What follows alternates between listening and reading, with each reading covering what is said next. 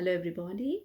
Again, I am back with a small healthy talk about the sessions we are doing. I think this will be the last one. A bit of about autistic spectrum disorder to increase awareness about it and to help the parents and carer a bit of help if they find it useful. Uh, so, as I'm previously discuss about what are the diagnostic criteria about this autistic spectrum disorder, um, basically social communication difficulties and some restrictive repetitive behavior, and they can have difficulties to carry out day-to-day activities. So I'm carrying on that. It is very important to get a diagnosis and get a support to help them and also help parents and carer. So basically, I'm today will be a little bit of discussion about diagnostic as a I have or and now I nowadays I have seen also the assessment, the way the assessment happens, and I'm working with these types of childrens nowadays. I'm very fortunate to see this, how this diagnostic assessments happens. So I like to give a little bit of, glimpses that you can have an understanding when child is referred for the assessment and is attending that assessment. So basically, what you can expect to happen on that day of autism assessment and soon after, that is the basic idea I'm going to tell today. On that day, the diagnostic team is made up of people of different professionals. They are likely to assess child separately, and the individual findings will be used by the team leader to inform the diagnosis. This may mean you need to go for several appointments, or it may be sometime between appointments. Different diagnosticians use different method to diagnose it, but there are guidelines. They usually follow the NICE clinical guideline 128 in England, Wales, and Northern Ireland, and SIGN clinical guidelines 145 in Scotland.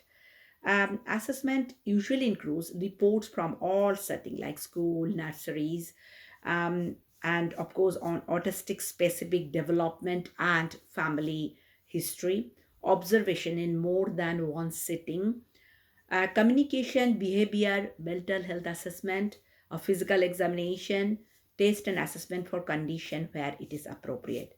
And the team should explain the reason for that day of the each test or assessment, and you should be given plenty of time to ask questions, and do not afraid to ask for explanation and clarification if you need them.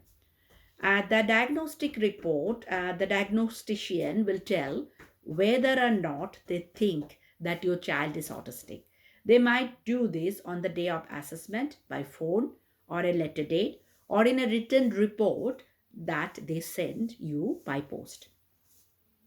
Diagnostic report can be difficult to read and understand in places. You can call diagnostician to talk through any part that you feel it is unclear. They are also very deficit based, detailing what the child cannot do, which can be upsetting when you are reading as a parent. The report should give the clear diagnosis. Phrases such as autistic tendencies are not very helpful because they imply the child is not autistic. This can cause problem when trying to access the autism specific support. It is very important to understand your child's individual profile of need, and the report may say that child present a particular autism profile that is different, varieties are there, and may give recommendations in the report. Now, if you don't agree with the diagnosis, you may told the child is not autistic spectrum, or child may given a diagnosis that you don't agree with. You can tell that. You can seek for a second opinion, either going back to GP or to explain that you are not happy with the diagnosis and ask them to refer child elsewhere or paying for private assessment. If you go for a second assessment, remember that it may reach the same conclusion as the first. Now, being referred to the specialist service. So if they feel that your child present a complex case and the professional or team that did the assessment may refer the child on a tertiary level specialist such as charities, Lorna Wing, Center for Autism. Funding issue can often delay the process of getting a second opinion. There may be no tertiary service in your local area. In some cases, funding is out of area, referral is refused. Now, complaint, you have right to complain if you are not happy after referral or diagnosis and the care child received for NHS service.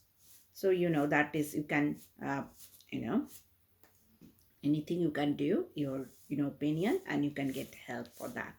So this is the basically a little bit of this. I have seen how the professional interacting with child, giving some questions, some things to play with that. Everything have specific points, and they from there they maybe do together, discuss about it, and then they after this assessment they think whether this child is diagnosis can be autism or not autism.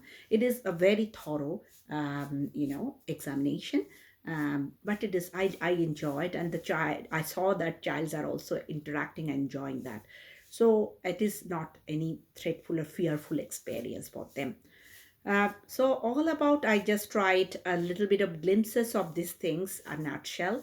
You can get a lot of help, lot of things, information. We have in this NHS and Autism.org UK is a very good website to look through about it. I hope it helps, and we'll try again later on, maybe more insight about these topics. If you have any question or any specific queries, you can write in the comment section. I would try to give answer as much as possible. Thank you to listening me. Bye bye. Have a lovely day.